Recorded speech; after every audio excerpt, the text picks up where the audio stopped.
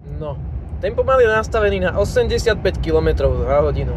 A Volvo má tú krásnu funkciu, že keď idem po absolútnej rovine, tak urobí to, že rozbehne sa na 87, potom postupne na neutráli spomaluje na nejakých 82 a 83, hej.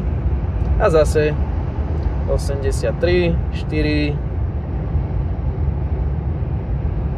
5, hej. Zase sa rozbieha.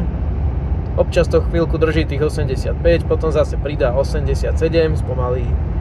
A takto kolom dookola na úplnej rovine človeka to po chvíľke začne štvať, lebo koľko razy sa stane, že 87 dá zrovna, keď ma niekto začne obiehať, alebo zrovna, keď proste, keď je nevhodná chvíľa, hej. No čo teraz? Pozri sa, teraz dá 87, zase vyradí do neutrálu a pustí na 83. A nech ma nikto nepresvieča, že toto je úspornejšie, než ísť 85 km za hodinu proste na jeden plyn, bez ničoho. A adaptívny tempomat nie je zapnutý obyčajný tempomat. 83 a teraz sa začne rozbiehať. No, aký to má význam? Pochybujem, že to šetrí naftu toto.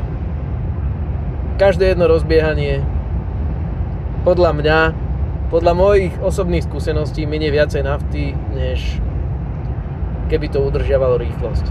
Ale tak, ja som len šofér, ja sa do toho nerozumiem.